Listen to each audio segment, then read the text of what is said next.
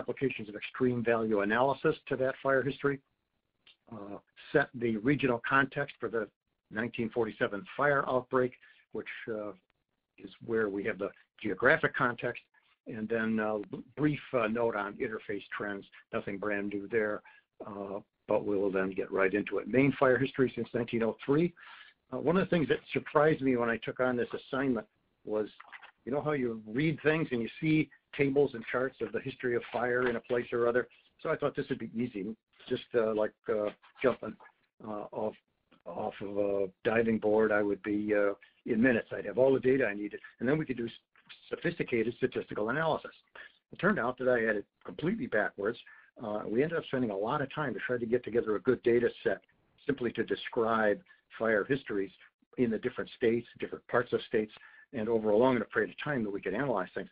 And it turned out that decided that we really don't need sophisticated statistical analysis because we have enough run of data. What we need is some very simple metrics, and we need to try to understand that information in ways that fire managers and other people can come to grips with and can understand.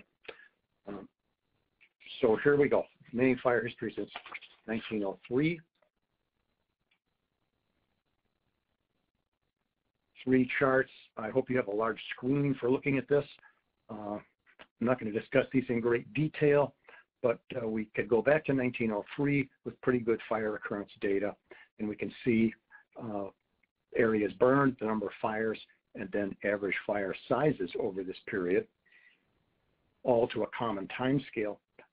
What jumps out at you is this periodicity of, not regular periodicity, these periods of extreme fire years up until the late 40s, and then a period of more calm, and then just extremely low, extremely mild fire experience ever since the mid-1950s.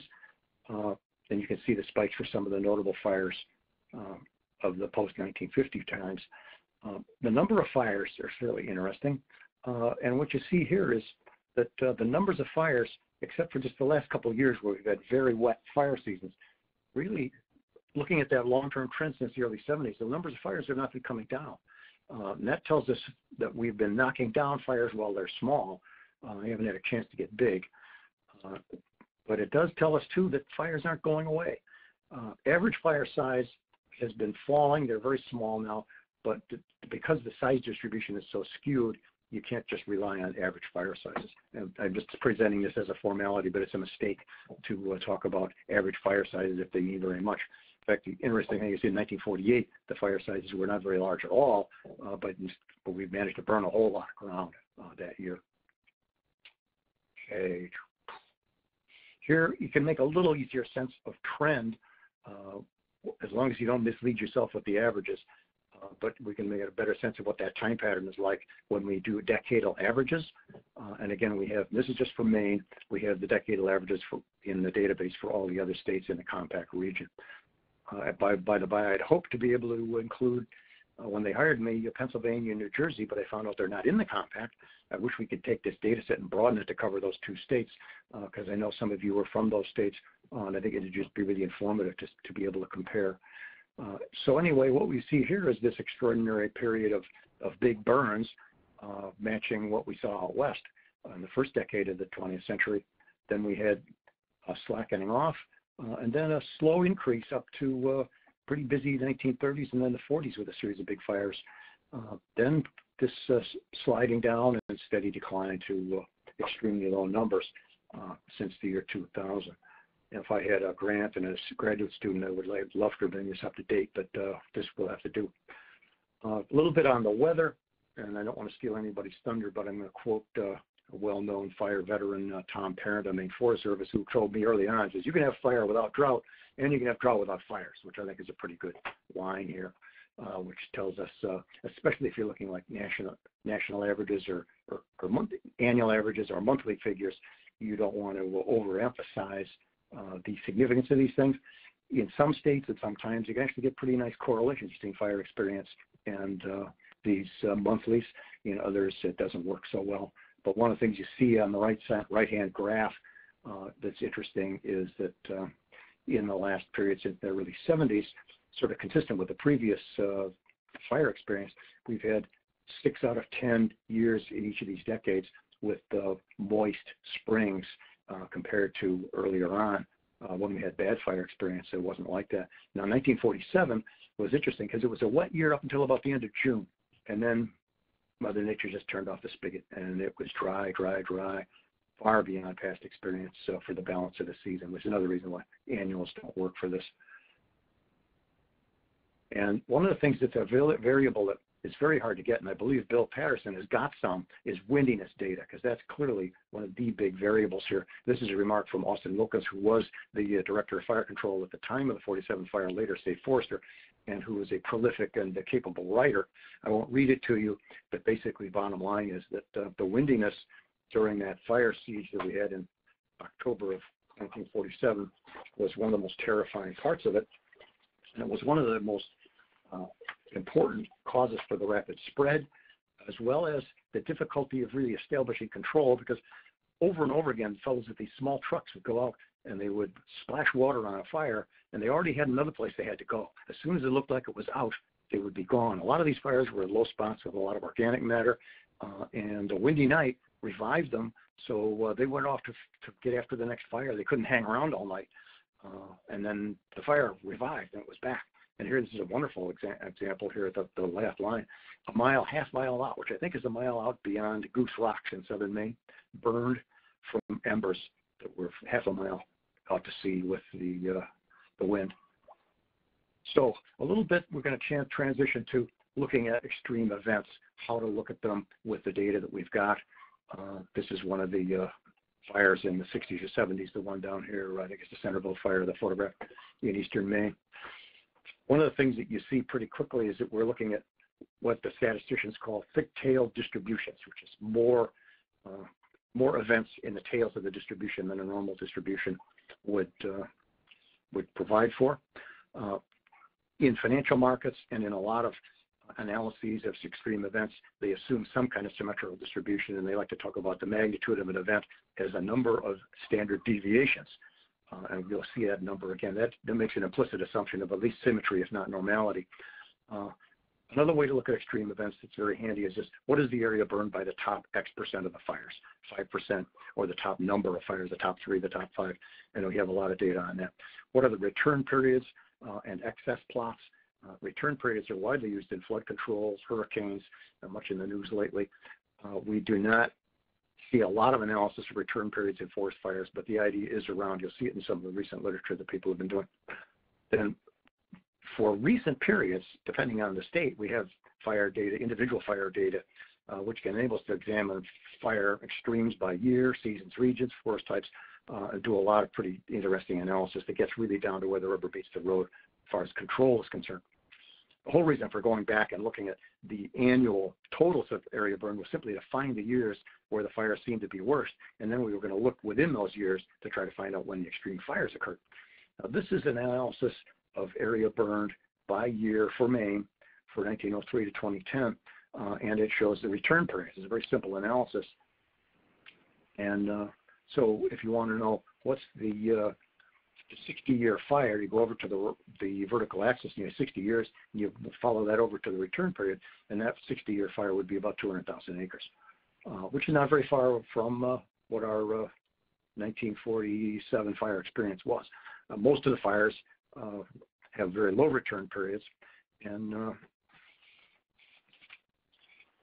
in the 50,000 acres or less. This is for the entire period, which is not what I use for making recommendations. For making recommendations, I was using the period since 1950, thinking that it probably biases things to include all of those terrible fire years for the first half of the century. So this is a very well-developed vocabulary for thinking about floods and hurricanes, and it seems to me that a lot of the people who we showed this information to in the compact sections that we had thought this was kind of intriguing. Now, I suggested that the compact ought to look at the 20-year return period fire for their individual states, and the fire services there should basically stress test their capabilities, ask themselves, if we had a 20-year return period fire year, how would it work for us? Could we handle it? What kind of support would we need? And that seemed like a reasonable approach to me. I don't think longer ones would be credible. Shorter ones, I think, get you to the point that you're not really preparing for the worst, and people expect the fire service to be prepared for the worst, not for the averages. Lloyd, pardon me for interrupting, but you do have that highlighter tool if it's handy for showing stuff on the graph. Okay, yeah, thank you for reminding me on that. The next one is a little bit less familiar than return periods, and this is an excess plot. What you do here to develop an excess plot is you rank them from low to high, then you calculate the difference between successive events. And I learned about this from looking at the statistical analysis of hurricanes, where it's very well established that when you have an excess plot that looks like this, it's telling you that there's no reason why the next hurricane, the next biggest hurricane, couldn't be up here somewhere. There's no reason at all. This is just a meteorological phenomenon that says there's not necessarily any upper limit. Just because this was the biggest in the past does not mean it's the biggest that will ever happen. Certainly, we've seen that with hurricanes this year in spades. So the excess plot's an interesting way of looking at the existing data and seeing a different pattern to it and realizing that just because no fire bigger than the Bar Harbor fire has ever happened doesn't mean it can't happen. Now, though, we have to understand a lot of other things before we make that conclusion and plan operationally for it. But the excess plot's a very handy way of looking at the fire data that's available to you. Now, the next thing that we were able to do in the project was to look at individual fire data. And this produced a lot of things that I think I found very interesting, as everyone else did. So we can characterize the largest fires by individual years. Of course, that's how fires actually get dealt with. I often like to say that there are no bad fire years, there are bad weeks, or there are bad fires. When you have a bad fire year, it's usually because there was a bad week or two when that's when most of the area burned actually did burn. So it's these events right here that the fire services are interested in. They need to know, can we handle that? And in fact, could we handle that if we also had 50 or 75 other fires starting that we also had to attend to? So thinking about the largest fires by year, I think it's a very useful way to work with that individual fire data. We can now look at the largest fires by regions. These regions within the State Fire Service are not exactly the ones that I would pick for from an ecological standpoint, but we have the central, northern, and southern within Maine. And one of the things that you see that's interesting is that the largest fires in many of these years since the 70s are often in the central part of the state. They've not been in the northern part, nor have they been in the southern part. The northern part, it may be that our fire services get on top of them fast, whereas in the southern part, the capability for spread is more limited and local fire departments are on top of them. Whatever it is, this is just kind of interesting that the larger fires have been occurring in this particular area. Now, related to the question of largest fires and then the size distribution is this log plot of fire sizes for the central region, which tells us something about the statistical characteristics of this fire experience that we've had since 1967. And there's a lot more on log plots and more sophisticated ways of analyzing these in the fire literature. The paper that I did a couple of years ago, which is on the website, has literature citations to a lot of that material. Now we're going to look at the compact area just a little bit and see how our fire experience is connected. This is a chart that I found on the Cornell Regional Climate web page that I thought was very informative. And one of the two things that are informative about it, one of them is how high these peaks are. Take a look at these. And the other is, look at the width of these peaks. Look at how wide they are. These represent multi-year droughts that do coincide with bad fire experience in many cases. And then all of a sudden we have this break. We have, after the mid-1960s, the peaks are not as high, and the duration of these multi-year droughts is much, much more brief. I don't know if the meteorologists have figured this out yet, but the last I looked a few years ago while I was doing this project, people said, we're baffled by this. We're calling this a pluvial period. We don't know what this break in characteristics of the weather really portends or what causes it. But this tells you a lot I think, about the kind of fire experience we've been having since this time period. Maybe it's not just because we're so much smarter or have more airplanes or whatever. Maybe it's that the weather, especially weather during their spring and fall fire seasons, has helped us out a lot. This is important, and it was important to the compact because if you're in one of these drought periods here, these are the kind of times when your nearby state's not going to be able to help you. They're going to be busy.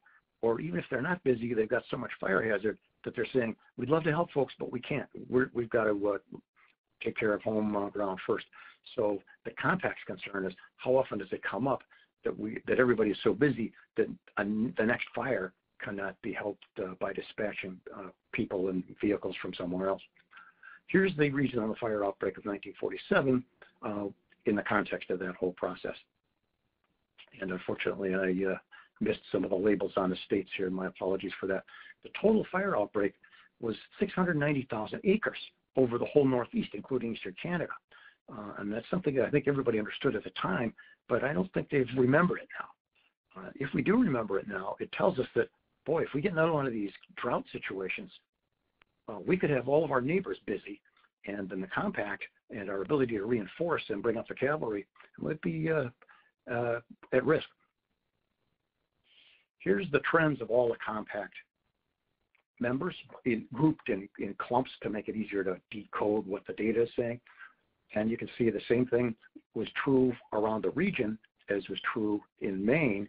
Violent forest fire activity very early on and a steady decline. Southern New England, low and declining. The Atlantic provinces in New Brunswick, a fairly busy period in the 60s and then declining. And what's happening up here, of course, is the green line is Quebec, and they're having a rebound. A lot of this is in the so-called fire triangle out in the northwest, which is naturally a high-burning area.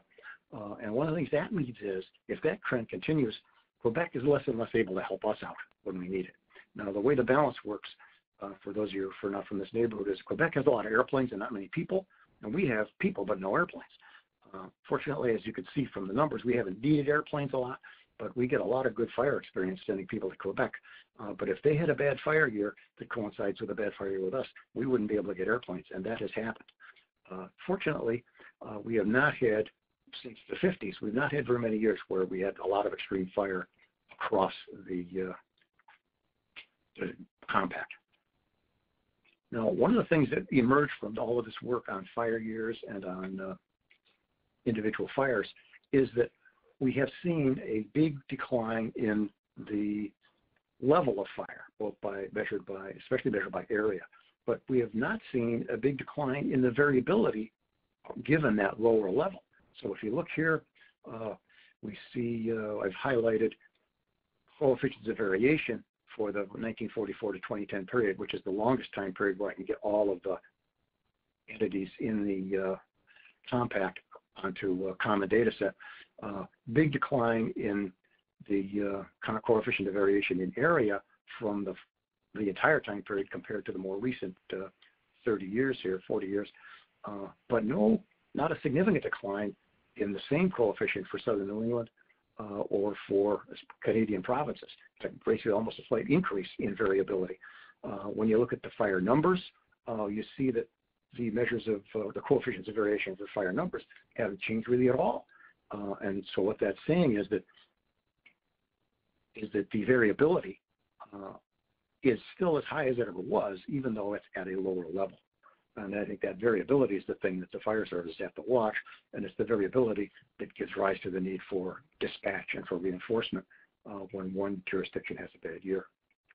Now here's a more recent episode which has a completely different trait. This is the last of those big regional droughts. And some of you may remember when restaurants you'd have to ask for water at a restaurant to get a drink of water. Lawn watering was banned. There was a near crisis in water supply availability for New York and Philadelphia because the watersheds were dry. Now what I've done here is just to give you comparisons. I put in the decadal averages here for the 40s and 50s so you can see how those changed prior to the big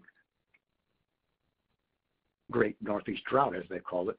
And what's interesting here is these are very prolonged droughts, multi-year, especially in New York and in Massachusetts, fire experience was extraordinary compared to their previous history, where they just really weren't ready for it.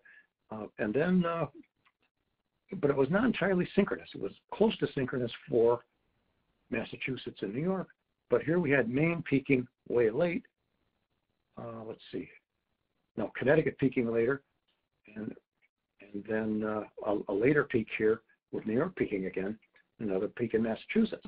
So this is a very bouncy, prolonged episode that did not have the synchronic nature of all occurring in the same month or two that we saw in the 47 fires. Quick little note on the interface here. There's our fire service fellow from the late 40s with an old Jeep all ready to go, and you can see why it was hard for them with that bucket there to put out all those fires in 1947. They just couldn't carry the water. This is the Northeastern area's risk assessment. I think Aaron's on the call here right now, showing where you would expect to see the types of fire-prone ecosystems that you've got. And then this is the WUI, the famous WUI that we've been learning about. And this is a publication by the Northern Research Station and a very nice map that they make available on it. And a tremendously detailed data set on all this stuff is available on the Silvis website that Volker Radeloff runs out at the University of Wisconsin. You can get lots of data, maps of individual states, format them and organize them in different ways. If this is an interest of yours, you don't have to do any of the dirty work, and his is up to date to 2010.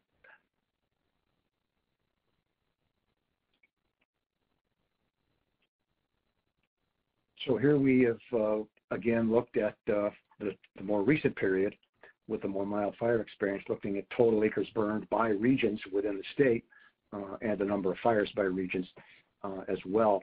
Again, showing that since the early 90s, our number of fires has not really declined that much, not at the dramatic pace that we saw before. Not something we should be complacent about anyway, even though the total area burned is not large.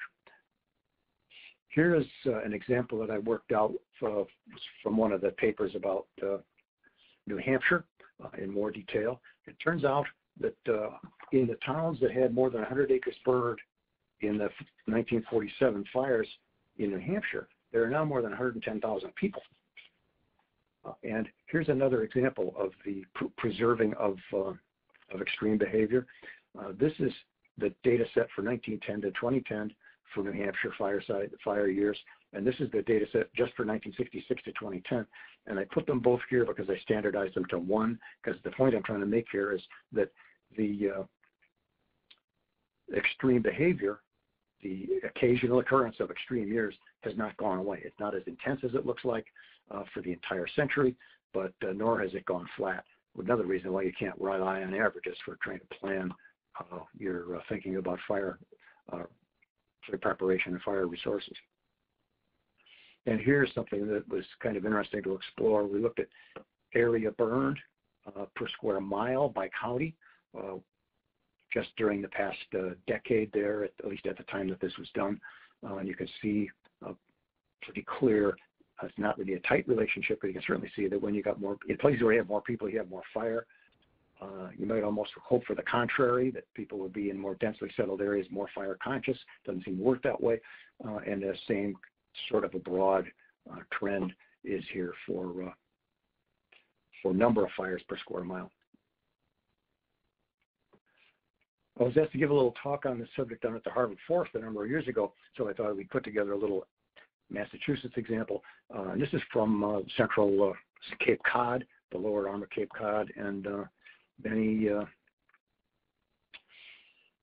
of you are well familiar with this, and it's pretty clear that they've got religion on the question of hazard and fuel reduction down there. This is the pitch pine hardwood fuel type as of 1893, and here is the new pitch pine hardwood residential structures fuel type in the same image as of some recent year from a different website.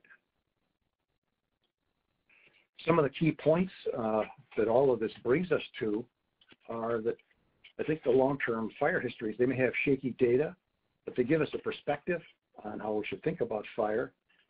Extreme value analysis using the the individual fire data provides an even better take on fire behavior and on our real planning problem, because we fight our fires one at a time, not year by year. Clearly understanding the connections to weather hinges critically on having an understanding of wind, and in terms of available data sets like you can get from NCDC off the website, wind is not there. I think Bill has been able to harvest what can be done for the data set that he is working on for Bar Harbor, and he will, I hope, tell us a little bit about that. Fire danger rating data ought to be a big resource for helping to explore the relation between fire danger indexes and actual fire experience, but it's very difficult to recover that data in a way that you can analyze. And in the state of Maine, we had the appalling event that something like a decade of fire danger rating data that was put on computer media was then sent to the computer center at the state to be copied, and it was lost. So that data will never be seen again unless someone wants to copy back out of all the hard copy data sheets. But we're clearly building in places that like to burn, and in a lot of those places people are learning a lesson. Another thing that I think is interesting is that while our recent fire experience the last 30 or 40 years has been very mild, when you look back over the history, you can see that it was a significant factor in shaping vegetation. And I wonder if we've really done all we could in understanding the ecological footprints of those past fires. When I came to Maine in 1976, 77, people would periodically say, oh, you see, here we're going right through the old 47 fire, which was not that, it was only 20 years ago then. You had all of these shrubbery of birch and cherry and so forth. I think there's a lot to be explored yet in recovering how those previous fires have affected the current status of the vegetation. And that's, again, something that Bill Patterson's worked on a lot, and he'll have some things to show us at the Bar Harbor session. So those are the things that I thought I would like to introduce you to, mostly by way of showing you some ways to think about these things rather than any kind of directly applicable results. So thanks for your time and attention. I would like to have comments and questions and other key points that you think deserve to be discussed on this. Thank you much. Great. Thank you, Lloyd. Let's see. So first, do you want to have Dr. Patterson talk just briefly about some of his research? Yes, if we could do that, that'd be great. All right. Bill, are you there, and are you able to unmute your phone? I'm on the participant line, or the whatever it is, the line that Lloyd is on, and you. Yep, we can hear you. So would you mind talking a little bit about, would you mind talking just briefly about some of your recent fire weather research in Bar Harbor? Yeah, I didn't see your email until about an hour and a half ago, and I sent you an email about that. And basically this was just a project that I started working on because I had a whole lot of time in Minnesota that I wasn't expecting to have. And it deals exclusively with weather records related to Bar Harbor Station and how variation across the years from 1893 on a day-by-day, month-by-month basis in KBDI, maximum temperature, precipitation, and some information, additional information on fall weather, how that's varied to the present, trying to answer the question, could 47 fire at Bar Harbor start again or occur again? Of course, that's what some of us are supposed to be talking about in October, and all I can say, well, yes, anything can happen again. I now have a whole lot of data that I didn't think I was going to have, which will allow me to address specifically Bar Harbor. And I could just say, over 100 years, average period, temperatures increased during the growing season 2 degrees. Precipitation has increased 5 inches. There are several years, half a dozen or more, that have late season KBDIs that are as high as the 1947.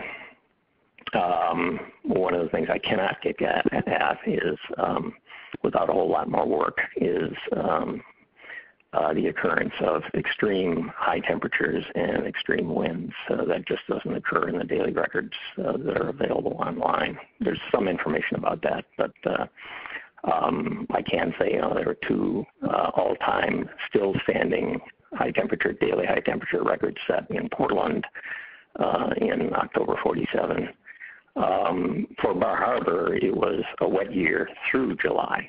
So really it's 2 months of drought there produced the conditions for the 47 fire.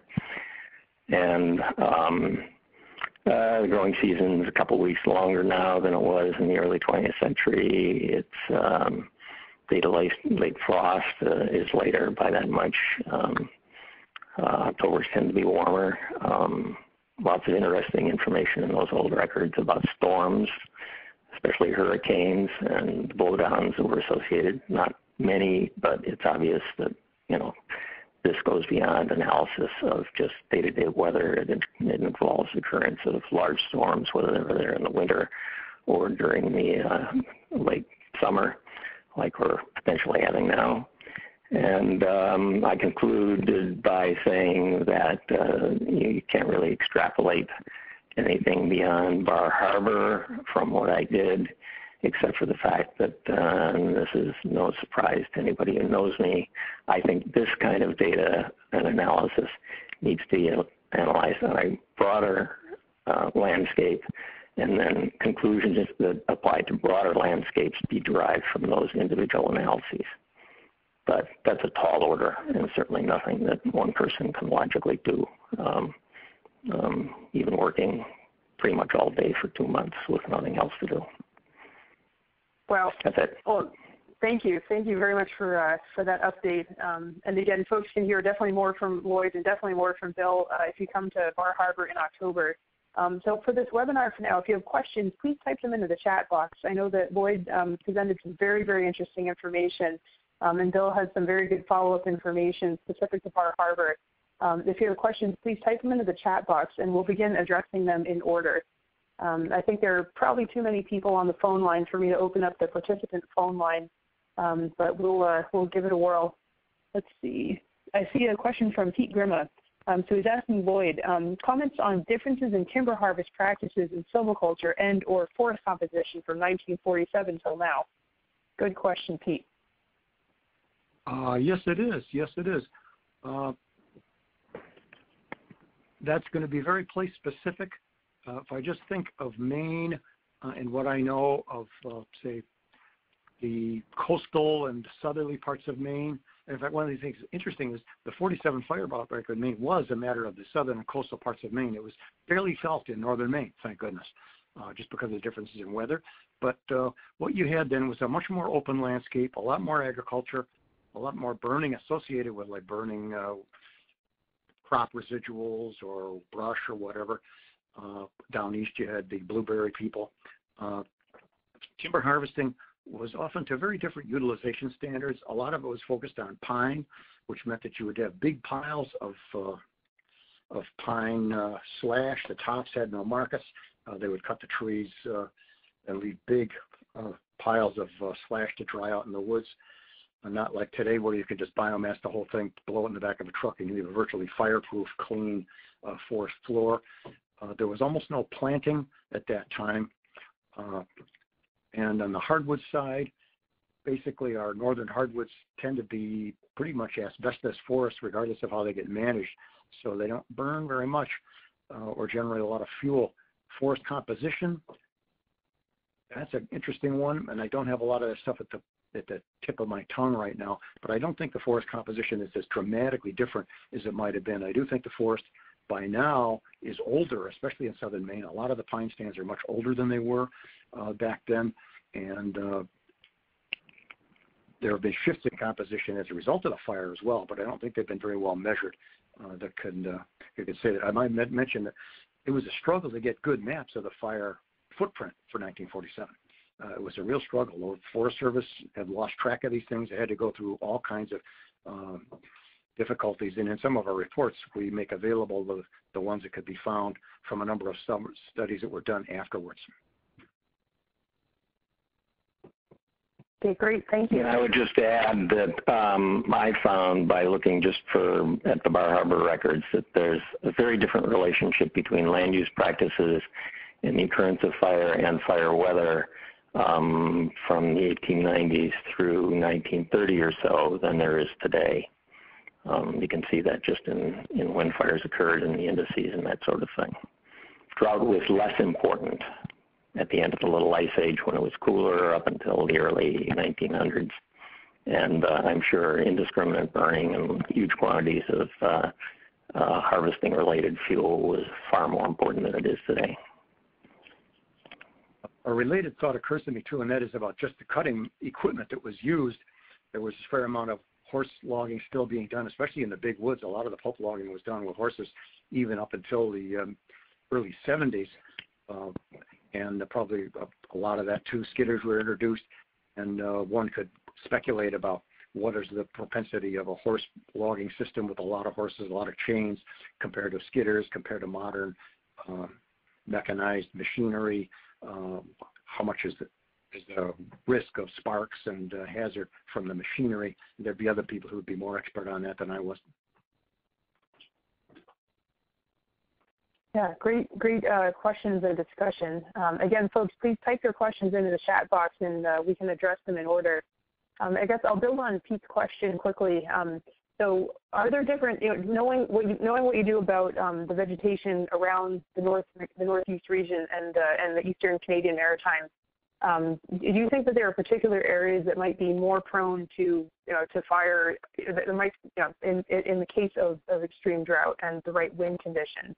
Are there particular places that should really be on high alert if we go into several weeks or months or several years in a row of extreme drought? Well, I would think that map of Aaron's here would be a good first cut guide to the places, but it's at a very broad regional scale. I assume you can get that map at a much more refined scale. We know that there are similarly combustible forest types in the Maritimes. Interestingly, in like New Brunswick, and I'm not sure of Nova Scotia, there's a lot more jack pine than we have in Maine, which is a naturally well understood fire fuel type. And Quebec has a lot of diversity between the fairly moist Gaspé country with a lot of spruce fir in the high country, and then the Northwest, which is really beyond a sort of commercial timber zone, but is sort of forested, transitioning to tundra. It's actually drier up there because of the climate and the light snowfalls in the winter.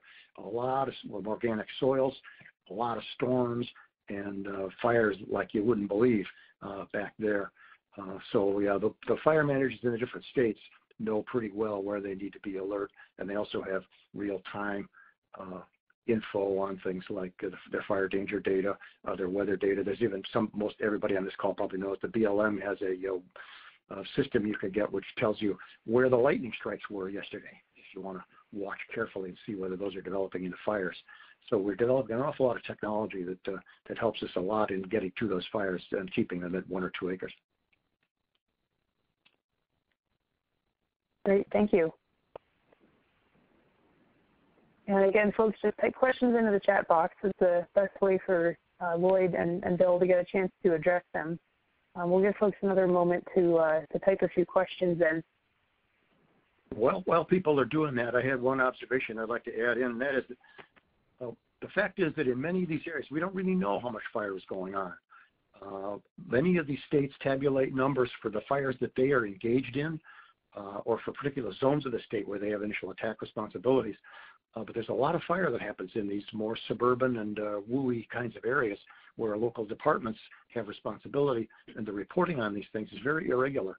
So we have to keep on reminding ourselves that we love to analyze these data and make all these charts, but they're really a subset of the total fire experience. And undoubtedly, really large fires in those areas get reported and get picked up, but we have to keep alert because all the small fires have to be grabbed before they get big in some cases.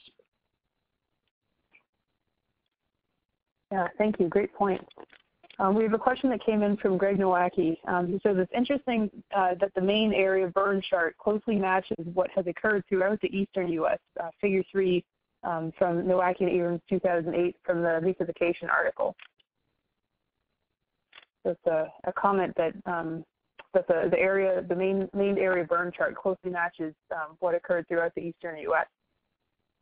Interesting. I think I've looked at that publication in the past, and I should revisit it because the whole idea of mesophication is a very interesting one that is very likely part of this whole thing. Whether it's associated with this this apparent shift in climate regime or not, someone else would have to answer. But would Greg could he come on and say a few words summarizing what that article says? If he does, I will have to unmute the participant lines. Greg, if you're there and you're willing to speak for a moment, and everybody else, please try to individually mute your lines. We can give it a shot, and if it's too noisy, I will mute everybody again. So I'm going to unmute the participant lines and give Greg a chance to speak. Here we go. All right, Greg, are you there? Can you hear me? We can.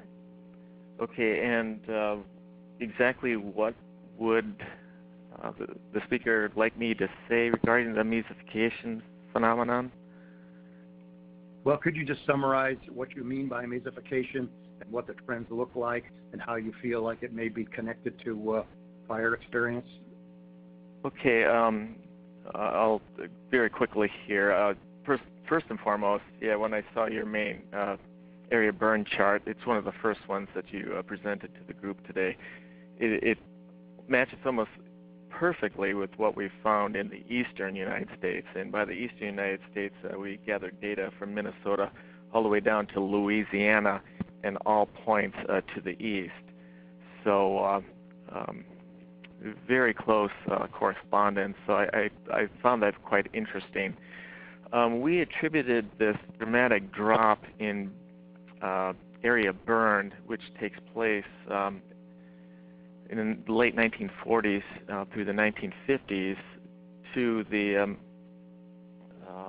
basically deployment of post-World War II people and materiel to really ramp up our fire suppression efforts. That's what we attributed to throughout this area in the east. Now, whether or not that pertains to your specific area in Maine, I don't know. But anyway, that's what we thought was happening here. Very aggressive fire suppression due to, again, the post-World War II deployment of men and materiel. Mesophication basically pertains to what we're seeing in our pyrogenic communities when fire is stripped away from those landscapes.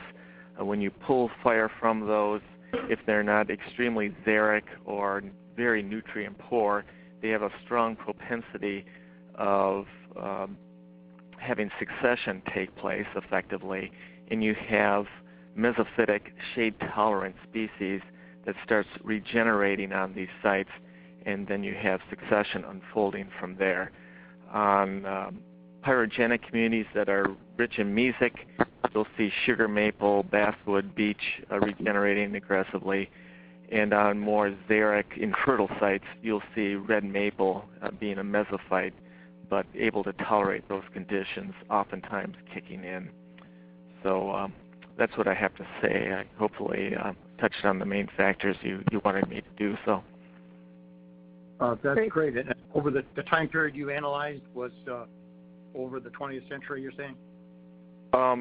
The area burned in the eastern United States, that figure I point out, we have values basically from the 1930s through the 1980s. That was our timeline. Would there be a way, given your copyrights and stuff, that paper could be up on the Fire Exchange's website? I think a lot of the people on this call would be interested in seeing it. I'm sure it could be. Yes. If you and Amanda could arrange that, that would be great. Thanks for bringing this up. It's a good question. Yeah, thank you. All right, and so far the background noise isn't too bad. Are there other folks on the phone line who have questions for Lloyd Irland?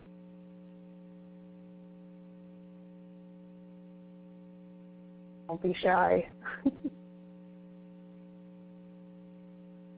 You can also keep typing questions into the chat box. I know that there's lots of great information that's out there. Aha, I see another question that came in.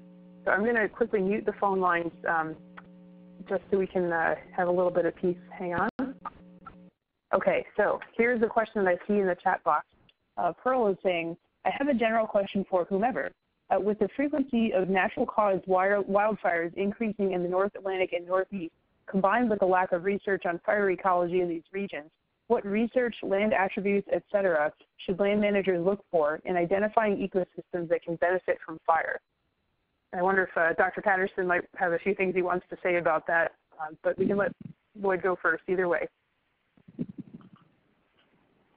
Yeah, this is Bill's area. I guess first question is, what is natural fire? I think of it as lightning-caused fire, and it's relatively insignificant throughout New England. It's very insignificant along the coast, especially in areas that have pine barrens, but also as far north as Acadia. So that may not have, and that answered the question as I heard it, but I may not have heard the question that wanted to be asked. I think that the question was, what research, land attributes, et cetera, should land managers look for in identifying ecosystems that can benefit from fire? So how, I guess, given nidification and other changes in the landscape, how can we look for ecosystems that can benefit from fire? Well, okay. It started out with the frequency of natural caused fire, and that's what I answered. There basically isn't any. Otherwise, pick any topic about any species or cover type, and there are questions still to be answered, long and short term.